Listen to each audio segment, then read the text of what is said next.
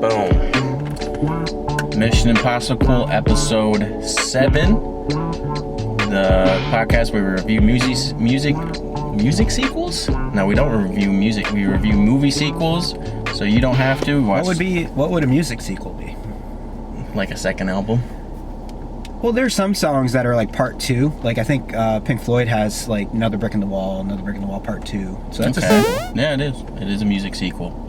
Maybe we'll cover music sequels. I'm gonna start thinking of music sequels because now my brain's only thinking of that. I'm only thinking of part 2s now. I think like Meatloaf has a few of those. Yeah, because he writes those long ass songs. He's got it. He's got it. And plus, he's named after a dinner. It is a delicious dinner. I love Meatloaf. Some people hate on Meatloaf. No, he's cool. I'd seen him. He's like kind of crazy now, and I like him for it because he was in like some kind of ghost hunters show, and there's like some kind of e-reader bullshit that is completely fake, whatever. Of course. And it just like randomly goes up, and he's like looking at it and talking like super intently to it. It's like, hey, hello, are you here right now? And he's like, you could tell he's just like, he believes he's talking to a ghost right now. When the thing will go up, he's like, oh, okay, they're here, and then it'd be like, are you a young girl that maybe died here a long time? And then the thing will go up and be like, okay, all right, oh my god, but I think we're talking to her, so he's gung-ho. I mean, but that's cool. I wish I could just full-heartedly believe in something that and just embrace it. Yeah, I've never had a like paranormal experience myself. I don't know what about you? I had one. It was real weird. All right, this is super off topic just to start, but whatever, it doesn't matter. We're just going in, bro. All right, so one was a alien encounter. Okay.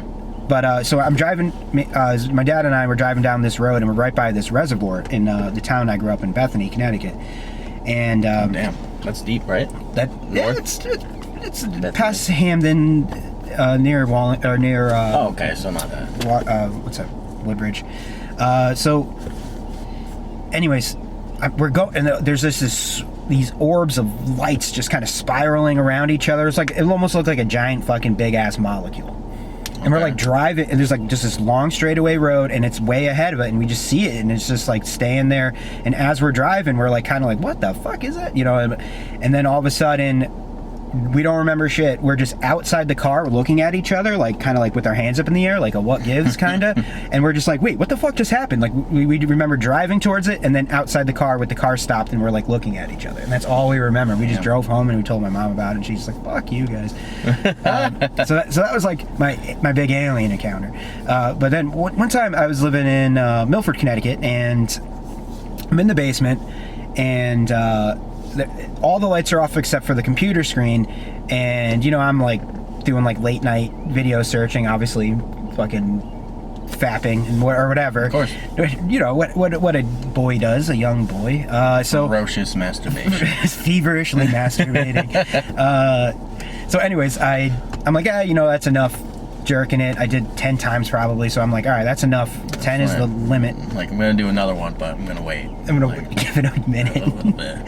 So I was turning off the screen, shut down the computer, and as soon as I did that, my brother's door opened up, and there was just like a dark figure standing in the door, and I'm like, hey, what's up? And I'm like, all the lights are off, and I'm in the computer chair, so I'm like kind of kicking off the ground, like rolling towards that thing, and all of a sudden it starts moving. I'm like, Mark, what? My brother's name is Mark. I'm like, Mark, what's up? Why aren't you answering me? What the fuck? And it's so dark. I'm like trying to look and make out what the hell it is. And so it keeps moving. And there's a pool table between us, so I can't like get up and like stand, like reach for it or whatever. Yeah. So I'm like, oh, this is so fucking weird, and I can't make any kind of physical outline of what the thing is. So I kick as fast as I can to the wall where the light switch is, and as I'm going to the light switch, it's going to the back door. And as I'm fumbling for the light switch, all I hear is like somebody just go like this on the doorknob, like they're trying to turn it, but they don't have like any fingers or whatever, and they're just going like, and like somebody's like really jiggling it. I'm like, what the fuck? And I turn it on, and there's just nothing there. And I was just a fingerless ghost. Yeah, it was like trying as hard as it could to get that fucking doorknob open. That's creepy. Get the doorknob, but like And then I just couldn't go to bed. I'm like, I planned on going to bed right there, but it was like, no, not now. Now I know ghosts are real. I've had like a few like weird experiences. Like I was telling you, oh, those fucking things are like fighting. There's some turkeys fighting down the street. Damn, ADD is a problem. I was telling you, like... No, if turkeys are fighting, that deserves your full attention. There's also, like, a red canary over there somewhere. Anyway. Oh, I didn't see that. I was telling you a few weeks ago, I think, how me and some of my buddies back in Poughkeepsie, New York, used to go into, like, abandoned insane asylums. Oh, yeah. They would have, like, weird, like, things there. Like, I'm pretty sure it was just, like, some homeless guy there. Like, sure. Like, who was staying there one time. He's probably, like, ex-resident. You know, it could just, be. Maybe just insane and just stayed. Just never leave. He's like, I'm fucking staying. Like, all right, well, no one's gonna be here. Too crazy to leave. I had like little things like that. And other than that, like little things in the night. You know, I shut the light off and then like run up the stairs really quick because I'm fucking scared as fuck. You know? Yeah. Still or just? Well, my place is really small now. There's no stairs or anything like that. So. You know, like. Put the blankets over your head and like, no. Yeah. Let's see. Oh yeah. So today's sponsor. We're gonna talk about the movie, I guess. We should probably mention the movie. Wait, hey. So who's sponsoring this episode? All right, we got a sponsor today again. Very generous sponsor. We got Sparky's. Oh no, this is in the shot. Sparky's Red Rockets. An up and coming softball team. They are, as you said earlier, undefeated. Undefeated. Woo! Fuck that shit. Most drunk team and most not wins. It was awesome. We record for both. But yeah, that's today's sponsor. Great. Appreciate you, Sparkies. We'll never play on that team again, I don't think. I'm bringing Sparkies back. Not this year because of COVID and shit. I doubt I think they disbanded all of softball, even for fall ball. But like, fuck that, man. I had too much fun. I want to play wood bat league next year though. The metal bat was pitching in a metal bat league. Terrifying. I did it for two games. Sucks. I did okay the first game, and the second game that I pitched, the first round I walked like fucking 15 people. Yeah. We're playing like on the fucking shore. You throw the ball 6 feet out into the air. We're playing on the shoreline, and the wind's just taking it. Like, yeah. One time I was pitching, I was throwing the ball 5 feet off the plate to the left, and I had the catcher like just kind of put his arm out there so I could aim for it. Yeah. And it would just trail back over the plate every pitch. Bad. I'm like, how do you even pitch in this shit? And those other teams were just like clearly been playing for like really good. 10 years together. They're like, oh, they're old friends and shit. I couldn't tell if they were good or if we were just that bad. I mean, we were, yeah. At least I felt like we were okay. I hadn't played baseball in a long time. And, yeah. I don't think any of the other guys. I mean, the only people who play consistently were like my brother. Like every season is like my brother and like Brian, I think, does. And I don't think anyone, and that like those other kids that one other kid, Bernie, play baseball like every season. Everyone else was like, yeah, sure, let's try this again. It was just like beer league. Yeah, we'll be drinking beer while we play? All right, I'll do it. That was my only stipulation. Yeah, so the movie we watched 2 days ago was Crank 2 High Voltage. Fuck yeah. It was fucking sick. It's got the Stathinator. I liked the movie a lot, to be honest with you. Yeah. I was very entertained by all the fuckery. And the way like all the scenes were shot were like that kind of like all the lens angles. Yeah, okay. Like I was trying to think the whole time like what the kind of style that those like angles are that make it look like kind of retro punk. You know what I mean? That movie is, yeah, it's like, that movie is punk, you know? Yeah, it's got these like quick cuts and like the camera's all shaky all the time. Like someone's actually just like vlogging with a camera like this. Yeah. And I thought that was really cool. A lot of quick cuts. Quick cuts. Just real quick. Weird, quirky like sound effects with like subtitles and super fun. Even how they did the intro too. It was like the 16-bit, you know? Oh yeah. Super aesthetically pleasing in my opinion. I liked it. Gave me when we mentioned this in the last podcast too, the movie, the Scott Pilgrim kind of vibes, like the way like quick cuts and then like Yeah, super awesome. So the plot of the movie, I mean, the first movie is he's needs adrenaline to keep his heart pumping. Yes. And in this one, he needs electricity to shock himself in some manner. To charge his heart, which is now like they remove his heart and replace it with some battery operated heart. So he just needs to get keep electrical currents running through his body to keep his heart charged. Right. And he does it in a lot of interesting ways throughout the movie. I'm gonna kind of tee those off. There's the first one I remember, if I remember correctly, is the Cholo guys who like. Here you go. I like that he uses his nipple as a ground. He's like, "Can I get a jump?" And he's like, "Oh yeah, sure." I say. So like, his car is like completely smashed, and he's like, "No, it's for me." So he puts the ground on his nipple for the jumper cables, and then he puts the other one on his tongue. He's like, "Ah," and he, which I did. It's good to know. I learned something that nipples make good grounds. Yeah. So. Oh man. So he charges himself that way. Yeah. He does the dog collar. Yep, the dog collar. It's like two gay guys training his dog. Yeah. One guy's a dick. He just keeps zapping the dog, and the dog's doing everything the guy's saying, and he's still zapping him. He's like, I didn't want a dog anyways. I wanted a cat. And I was just like, what the fuck? That shit was funny. A little cutscene. There's that one other scene. Oh, with Dennis. That was a weird cutscene with Dennis from Sunny. Oh yeah. Yeah. It was so funny. How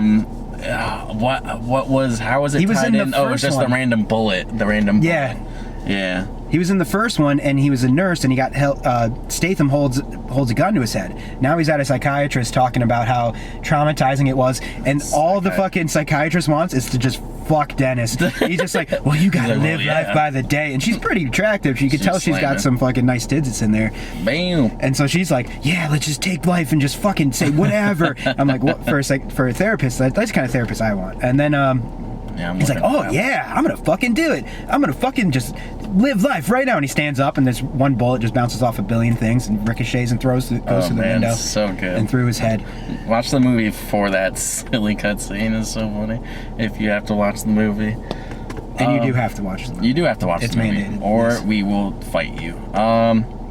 Another way he charges himself would be, what are the other ways he did it? He grabs onto like the circuit thing for like the traffic lights. There's always that box near the traffic lights. He just like rips it open, just like boom. He climbs the power lines one time too, and gets to the what are those, the big circle things that when they go out, the power for the whole block goes out. What's it called? I can't think of that right now. Towers. I don't know. One of the, I don't know. I'm gonna think of it like 2 seconds later right now. But anyways, he grabs one of those two. He grabs the shocker, the police taser. Yep. He's just riding around, just tasing himself in the neck, and he tases himself in the dick. For some reason, he's just like dick, heart, neck. I'm like, why do dick? Well, he did get powered up by his girlfriend, like dry humping him. Yeah. But then that just turned into straight up fucking on the horse track, and they're just fucking in the middle of the horse track. Yeah, there's friction. That was nice. I mean, if she was digging it and it looked like she did, she was probably wet. So there's probably a lot less friction. It'd been better if she was all dried up. More friction. Her purpose in both movies was to like complain about Jason and fuck him in public. Like, what else does she do? I love her because she's like, first of all, it's Amy Smart, and she gets you see her tits, but it's like a close up, so you're not sure if it's her or not. Well, she has the pasties when she's doing, which is close enough for me. I mean, I want to see nip. You want to see nip? I need the nip because that's the most risque part. Free the nipple. Yeah, I think girls should be able to be topless, but hey, they should be. And it's weird how the nipple is the only part you could see 99% of it, but just that one little part, that's the one part that they care about. Yeah. I mean, I could flash my nipples all day. It's like the same thing. Just I'd have less boob. Yeah. I got a bit of boob. They could Photoshop a guy's nipple over a woman's nipple, and that would be fine. But it would look exactly just like a regular. That's the loophole. That's the loophole. No, these are all Photoshop. This is my nipples. All right, that's fine, I guess. Yeah, Amy Smart, total babe. Yep, she does a great job in the movie. She's like OG babe for me, because she was in like a lot of like 90s stuff or early 2000s. Yeah. But you know what movie she's in that we have to talk about? Is The Butterfly Effect 1. Oh yeah. She's in the predecessor to the worst movie ever I've made. ever watched. The worst movie. 10 out of 10 shit sandwiches. Yeah, 10 out of 10. You can't go more than that. Oh man, that hurt. But if any chance to bring up that movie, I'll just tie that in for sure. Let's see. Yeah, he charged himself up in so many different ways. The friction one I thought was a little bullshit. It's like, how much electricity are you generating? Really? Like, you're gonna need a taser, and like a power box, and a jumper cable, and then you could just like fuck. They weren't even like, at some point they weren't even like just like creating friction. They're just banging. Yeah, and then there was no friction. Plot hole. Plot hole. We found a plot hole. And then he gets power when he's at the electrical plant, which is like my favorite scene in the whole movie. Oh yeah, that's like the worst place to fight him. Yeah. It's like electricity is everywhere. So he gets pushed back into like an open electrical current, and he just turns into fucking Godzilla. And it's pretty much just like Statham with like a fake Statham face over his head. And for some reason, the other guy gets huge too, and the little fucking plastic igloo box that may have his heart in it gets huge too for whatever reason. But it's like such a unnecessary and awesome scene. It's totally, I'm so happy it's in there. It's fucking just like, because the whole movie's so ridiculous that it fits. Like when you watch that movie, when you watch that scene, it's not like, what the fuck is it? It's like, yeah, fuck yeah, that should be there. And at the end of that scene, like he opens up the cooler and like it's not in there. What do you think's in there?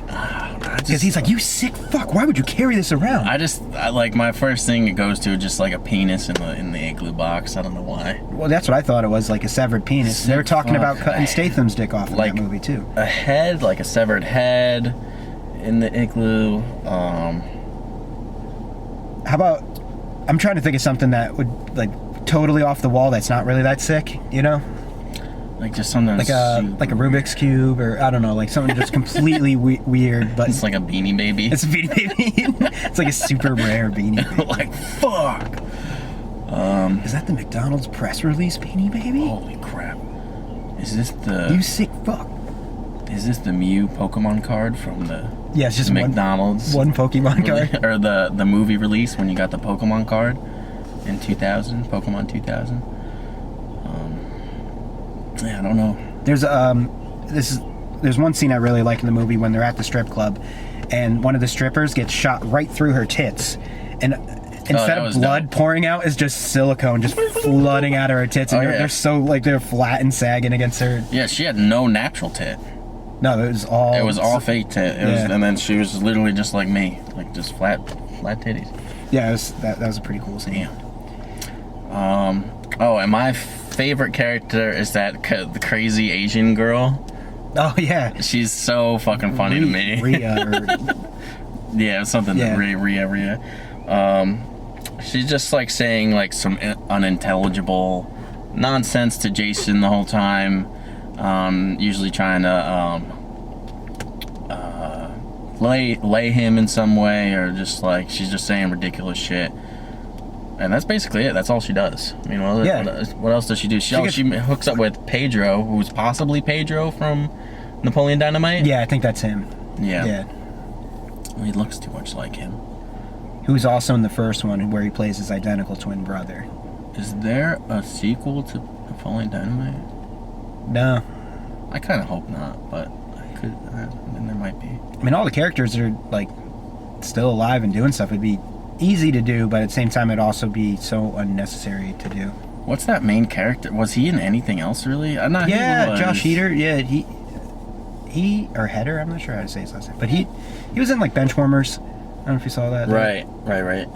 Other scenes I wanted to mention were when they're torturing Statham, they pull his balls out of his pants, and they just have like the sack, like the two balls out there, and they just start zapping it with the cattle prod. Like when the Mexicans are torturing him. So my goodness. It's a pretty insane scene. What's that family it's like Pedro's, like who he calls, like that, like kinky, like BDSM, like the gay family. Yeah. It's like so funny. The Pedro is like I guess a weird BDSM goth kid with Tourette's. Full body Tourette's. And he's somehow able to fight like pretty well considering he has Tourette's. Or maybe that's an advantage. I don't know. He just throw. He does have a Tourette spasm in headbutt. If you have a Tourette, you could just like get an unpredictable shot with your Tourette's, and you just might knock someone out. But yeah, he's like has some ties with like this BDSM family who's like smacking each other's asses and doing all this weird shit in this house. And he's like, hey, we may be a family, but we're maybe fucked up, but we're a family or something on the phone. The head guy said. Yeah.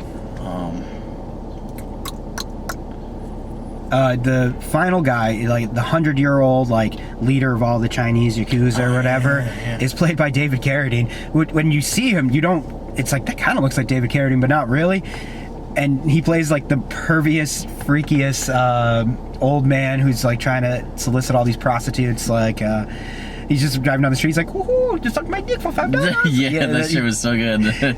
All animated and stuff is so funny.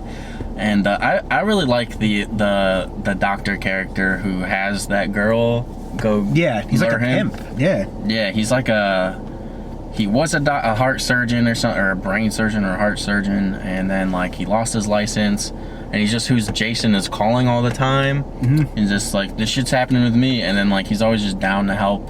Jason's like, well, this is the fucking thing you got to do.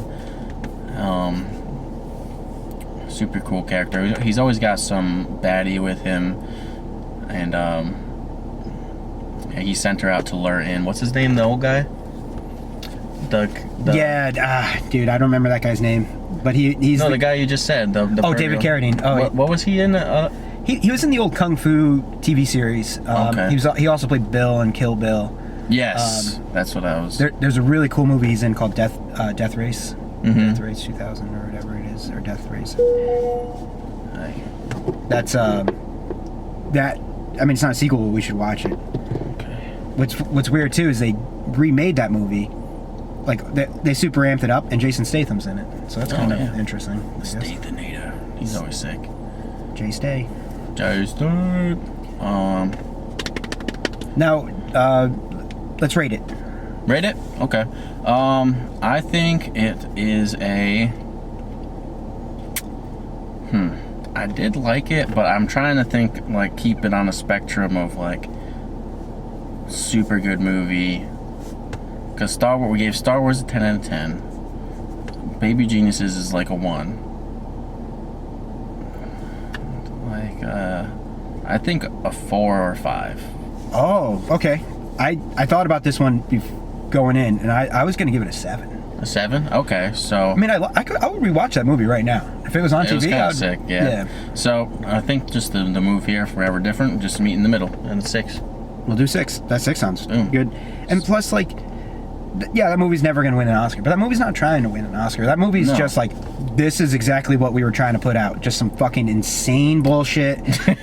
Eye candy the whole time. There's no scenes that don't need to be there. It's just like, here, you want to see this? Like, the guy getting his elbow cut off. There's so many fucking crazy scenes, and everyone seems to die in like really cool ways. It's not, there's no throwaway. There's a shotgun up an ass. There's a shotgun up the ass. Forgot about that shit. He gets it like far in there, up to the trigger. He dips it in like a random like a bucket of some sort of like viscous fluid, and he just shoves it up this chubby cholo guy's ass and interrogates him. And it was pretty nice. I was waiting for him to pull the trigger at the end and just have it go right through his head. Yeah. Oh man, shame. I guess, like, what would you even do if you had a shotgun in your ass up to the trigger and somebody just like left you? You know, like you couldn't even turn. You can't. Yeah, how do you reach it? You can't even stand up and get any kind of like good grip on it. F all that. But yeah, I like what you said. They just made what they wanted to make. Yeah, for sure. They're like, there's gonna be fucking crazy Asian hookers. There's gonna be shotguns up asses. There's gonna be floating heads in tanks. Which that ending fight scene was pretty epic. Yep. Ending fight scene was pretty dope. Like it was just who was that? Whose head was that? in the tank? It was it was that guy's brother who died in the first one, I guess. Oh, Pedro's brother? No. The main bad guy, the ferret, whatever he was. Remember, he's pissed that Statham killed his two brothers, so he organized this whole heart thing to I don't know, to steal his heart and kill him, and he wanted to cut off his dick and do all this crazy shit to him. Cool. But yeah, so he kept his brother alive, who was decapitated, and he was just pretty much like Futurama style, just head in a floating jar. That's what came to mind with me. And he was just alive, but couldn't really like make real noise. Sometimes they would bubbles come out of him and be like, "Fuck you, Cheerios." Water. Oh, Futurama has movies, right? Yeah, they do the multi-episode things. Yeah, there's a couple of them. Okay. Something to ponder. Not a whole lot else you could say, I guess. I mean, it's a really good movie, though. Super fun to watch. Yeah, I think six is fair, because 7 was kind of like my head in the sky, like total eye candy, like that movie. This is like movie porn, you know, like right. Or like candy, or something you could just eat and just fucking not never fill up on, I wish they made more. I think there was only 2, right? There's only 2. Yeah. Well, actually, there's going to be a Crank 3. That's a good segue. Yes. So I came up with Crank 3. Yes. The prequel. Yes. Oh yeah, I gave you that one teaser. All right. The first ever prequel I've come up with on this show. Of the Mike sequel series. Mike sequels. All right, so it's a prequel set in 1931, and it's Jason Statham. He's like Statham's now is like great grandfather or whatever, but it's Jason Statham, and he is a sailor, and he is out at sea. He docks. He comes ashore. He tries to go home to his wife and kids, and finds all of his kids decapitated, and his wife like raped and fucked up. And is his wife alive, or just the kids are dead? His wife's alive. Okay. And he's like, he's like trying to like resuscitate her and like bring her, like, get her healthy again. She's like real fucked up in a real bad spot. And a doctor comes and he's like looking at her, and she's getting better, and he's out about looking for who did this to his wife. And somebody comes and steals his wife from the hospital. So he's like, it's same people who like fucked up his whole family and stuff like that. Okay. So he comes at him, just not even thinking, just comes at him, and he's just too much. He's him against a gang, pretty much. Like he can't. He's Statham. He's old Statham's grandfather, great grandfather. But at the same time, he can't handle that shit. The lineage, yeah. So he gets knocked out. He comes to, and they did surgery on him, and they gave him 4 stomachs. So he's like, oh fuck, like I'm like a fucking cow now. So now he has to eat grass to stay alive. All right. Which we said the other day. Yeah, I was like, I totally ran with that. Yeah.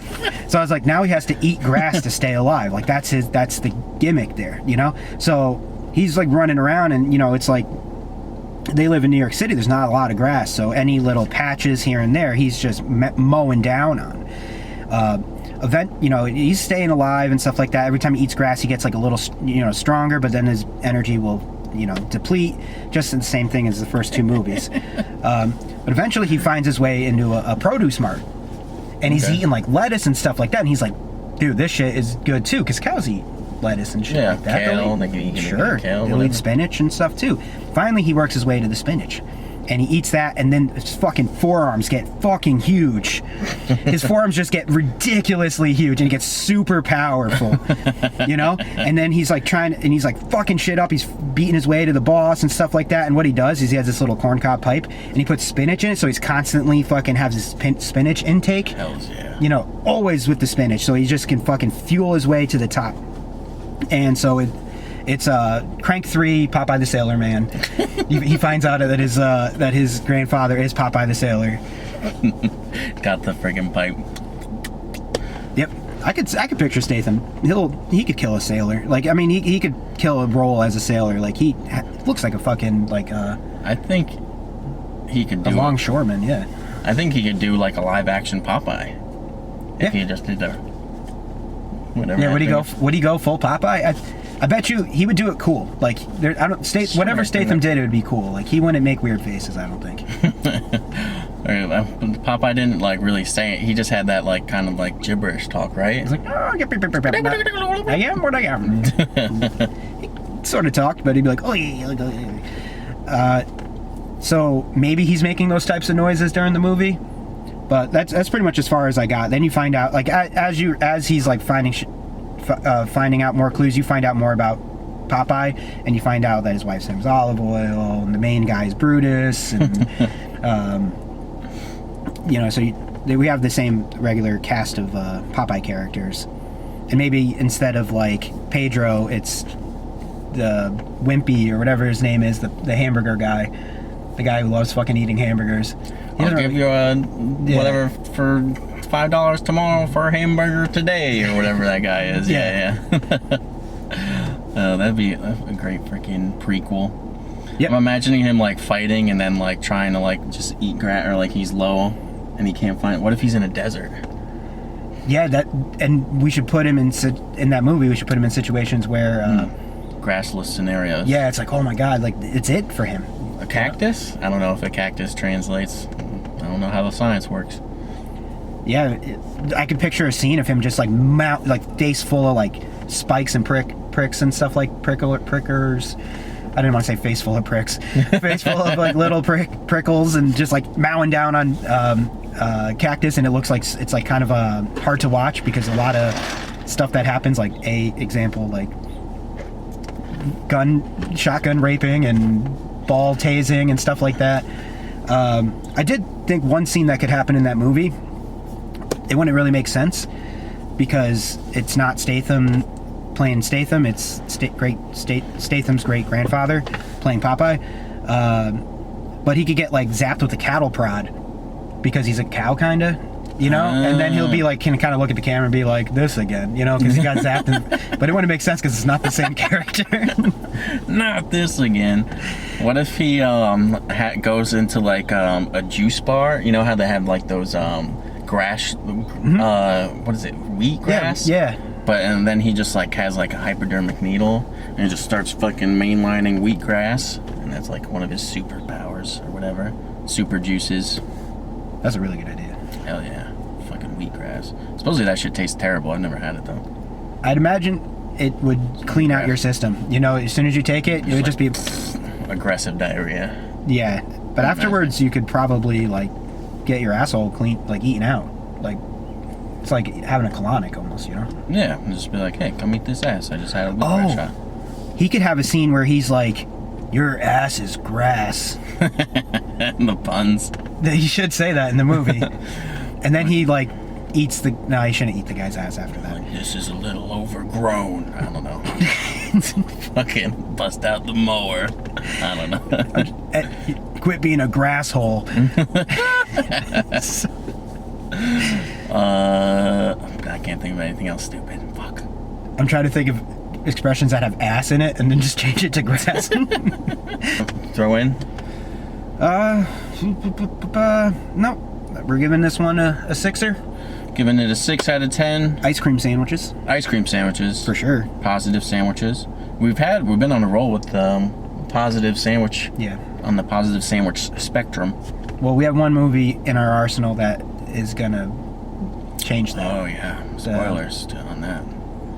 I mean, we may have talked about it already, but it's which one? The Sex and the City? Sex and the City 2. There's a tagline to that. There is a subtitle to that, but I can't remember what it is. It's like, now they're in the Middle East. Who thought of that? Oh my God. Why put them in the Middle East? It's like no one asked for that. They're gonna be like, where's the Gucci store? Or something in the Middle East. Well, I guess they had Dubai in the Middle East. That's where they go. They go to Dubai. That is where they go? Yeah. Fuck. They do go to the ritziest fucking place. Not to say that's next episode, but I bought it because I like to torture us and buy. We've watched too many like decent movies in a row. Yeah. I think we got to throw a shitter in there. All right, and then that's exactly what we're gonna do. All right, I'm gonna sign off here. Thanks for watching the Mission Impossible podcast, and we'll see you next time. Bye. Bam.